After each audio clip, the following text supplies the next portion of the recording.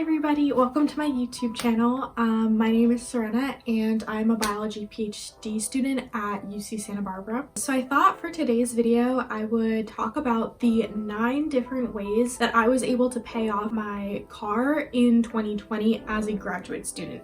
If you're also a graduate student, you know that we don't get paid very much, but I was able to pay off my car loan completely this year by implementing a few different lifestyle changes throughout the year. So I had 9 different things that I did, and I guess I'll go in order of like least impactful to most impactful. Of course, I would say every one of these things helped and every one of these things genuinely did contribute to paying off my car, but obviously some things contribute more than others. Yeah, so hopefully you guys find this video helpful if you're also a graduate student or you're also kind of early stage in your career, not making a lot of money at the moment. There is a way to save money and pay off significant debts. Okay, so without further ado, let's get into the 9 different ways that I was able to save money and pay off my car in 2020. So number 1, as a graduate student, I decided to live in subsidized housing for a second year. I could have moved out in 2020, like in the early part of the year, and I was considering it, but when I was looking on Craigslist and Facebook Marketplace, I was going to be paying significantly more than I was paying at the subsidized graduate student housing. And when I looked at my budget and how much I would need for my other, required costs, I would barely be saving any money. And it was definitely tempting to move out because a lot of people in my cohort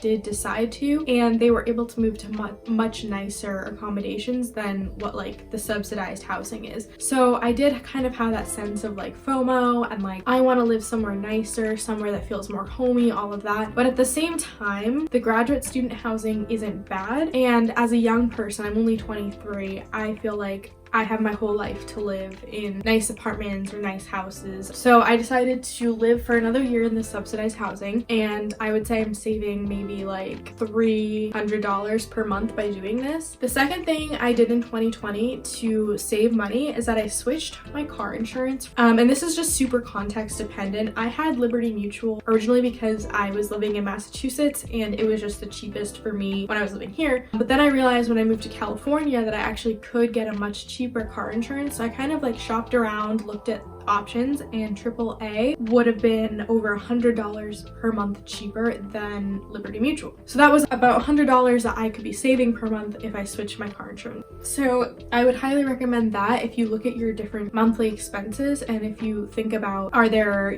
other companies that you can go through for car insurance, health insurance, whatever it is. Definitely shop around and try to find the cheapest thing for you. Okay, the third thing that I did, although this was a little bit more passive, but I used credit cards with decent benefits and also a high yield savings account. So I'll talk about the credit cards first. I have 2 Bank of America credit cards, and I would say that these are not like the most adult credit cards. There are definitely ones that have better rewards out there, but the reason why I have the 2 Bank of America credit cards is because there's no annual fee and you get decently good rewards. So I have the cash rewards card and the travel rewards card. I do get a lot of cash rewards because I use my credit cards for everything. I never use my debit card except to pay off my credit card bills. So I do rack up a good amount of cash rewards. So like every couple of months I'll check it and I'll have like $20-$30 saved up and just like direct deposit that, and it's great. And then in terms of a high yield savings account, the one that I've been using this year is Capital One, and it has a 0.3% APY, which is pretty high. And so the monthly interest that I was earning on my savings was like pretty significant. It was a few dollars every month, which is great compared to some other banks where you are getting maybe like a few cents every month, if that. That was definitely a more passive way that I was able to save up money. I didn't really have to do anything other than just use my credit card normally and put my money into a savings account when I was able to. So the fourth thing that I did that helped me save a lot of money in 2020 was I started shopping at Trader Joe's. Obviously this is super context dependent, like if you don't have a Trader Joe's near you or if it's going to be like a 30-40 minute drive, then then maybe it's not as worth it because now you're spending all of that gas to get there. But for me, there was a Trader Joe's within like 10 minutes, same distance as the other grocery stores. And I would say there was a bit of a learning curve to this because when I first moved to California, I didn't know about the different like West Coast grocery store chains. Like I didn't know what was good, what was overly expensive. Like I was used to Massachusetts chains. So I kind of tried out like Albertsons, I tried out Ralph's, and I was spending so much money there for relatively not a lot of groceries. I was never able to spend less than $100 whenever I would go grocery shopping there. And then I decided to try out Trader Joe's. I guess I just didn't realize that Trader Joe's is so much more inexpensive than regular grocery stores. I just assumed because it's like trendy and they have fun products that it would be way more expensive, like similar to Whole Foods, but Trader Joe's actually is really, really inexpensive. So yeah, once I made that switch, my grocery bill went from like over $100 per week to maybe like $60 to $70. So I would say like spending about $70 per week, including all of the things that I was indulging in, was pretty good. Okay, so the fifth thing I did was I got really good about meal prepping and packing my lunch and not being tempted to eat out as much. I don't really like to eat leftovers, I'm gonna be honest, but I found a few things that like kept fairly well as leftovers. So I'd make it for dinner and then whatever was left over, I would then pack it for my lunch the next day. At the beginning of the week, I would kind of browse different like recipe apps and decide like 3 or 4 meals that I wanted to make that week. And then I would add all the ingredients I needed to my grocery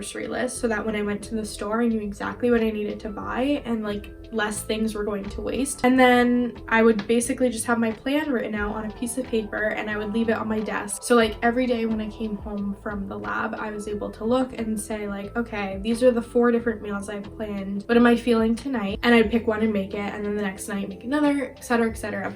And yeah, doing this definitely made it less tempting to eat out because I had all the ingredients I needed to make like a few meals every week. And I still did eat out a little bit. I would eat out maybe like once a week, once or twice, but I basically just reminded myself of my goals and that kept me motivated to like cook and eat the food that I did have. I will admit that after I paid off my car, I think it was in the late summer, I did kind of loosen up a little bit just because like I had achieved my goal and I was now kind of saving money in the sense that I wasn't having to pay my monthly car loan payments. So I was saving about $340 per month just because I had paid off my car. Okay, so the first 5 things that I talked about definitely made an impact in me being able to save up and pay off my car, but the next few tips that I'm going to talk about are really where the bulk of my savings came in. So the 6th thing that I did was that every time I got paid my stipend would get paid at the beginning of the quarter in a giant chunk that was meant to last me the whole quarter. And this scared the crap out of me because it was a lot of money and it gave me a false sense of security of like, oh, I have like thousands of dollars right now and so I'm doing great and I can just spend it on whatever I want. But that was false because that had to last me 3 or 4 months. So what I did was I transferred the entire amount into my savings account so that it could start to accumulate interest. And then at the beginning of each month, I would transfer out of my savings account and into my checking account just enough money to get me through the month, which means just enough for rent, my car insurance bill, groceries, gas, and then a tiny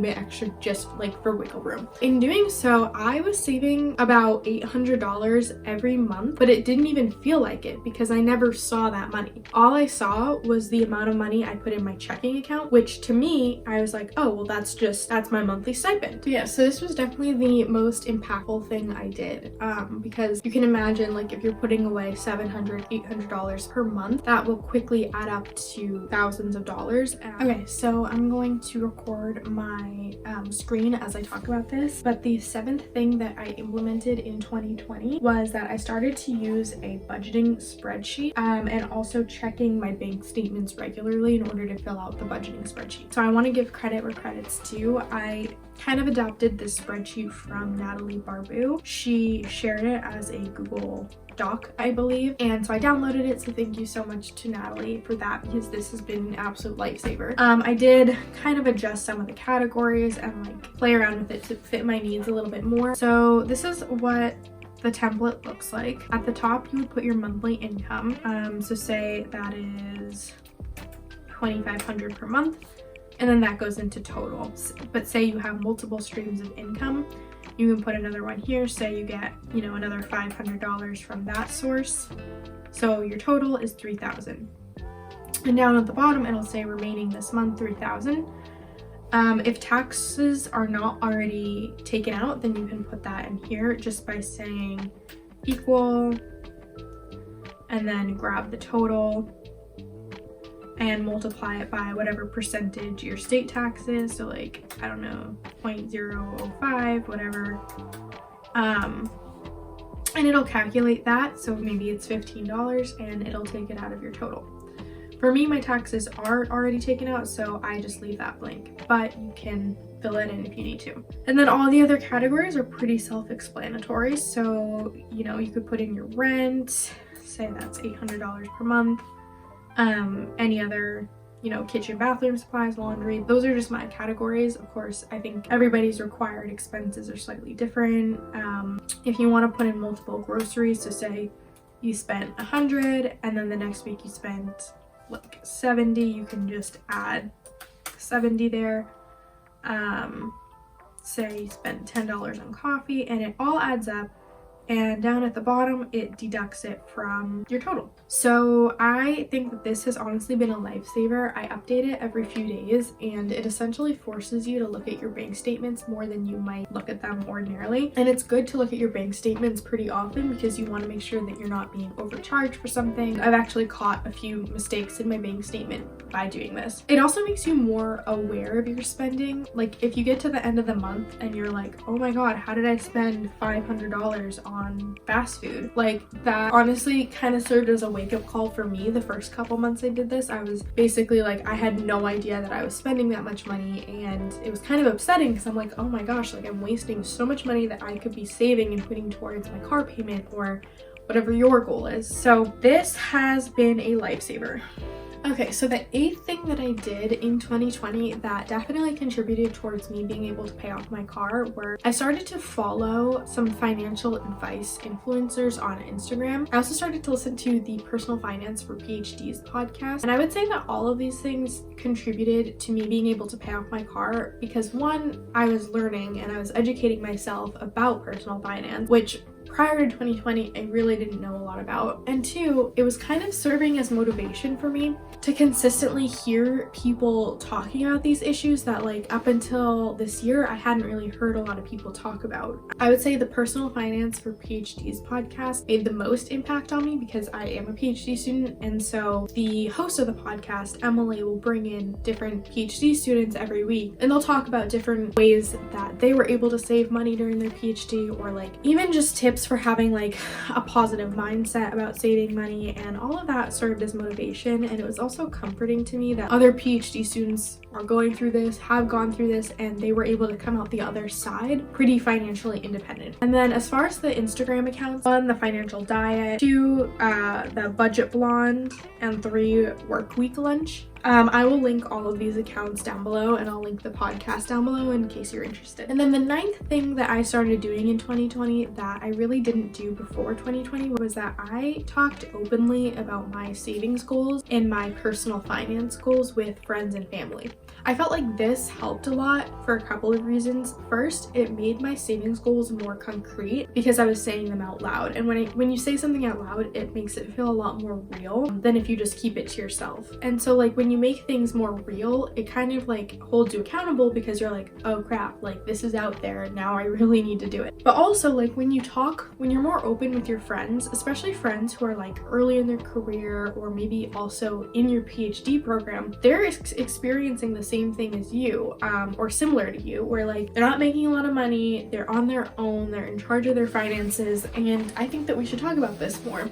When I started to talk about this with a few of my friends, I realized like 1, I'm not alone in this, and 2, like it's pretty motivational because like they have tips for me, I have tips for them, and I think starting a dialogue about it makes it way less taboo, and it makes you feel a lot less alone. It's kind of this mindset of like we're all in this together. If they can do it, I can do it. If I can do it, they can do it. And yeah, it's encouraging. Okay, so those were the 9 things that I did in 2020 that allowed me to pay off my car. It felt really, really good once I was able to pay off my car. It also proved to me that I am able to save up a large large amount of money fairly quickly, even on a graduate student stipend. So yeah, hopefully this was informative. If you got any value out of this video, please consider subscribing and giving it a thumbs up. I'd really appreciate that. And also feel free to leave any questions or comments down below. I challenge everybody who watches this to comment what your savings goal is for 2021. And I'll see you in my next video.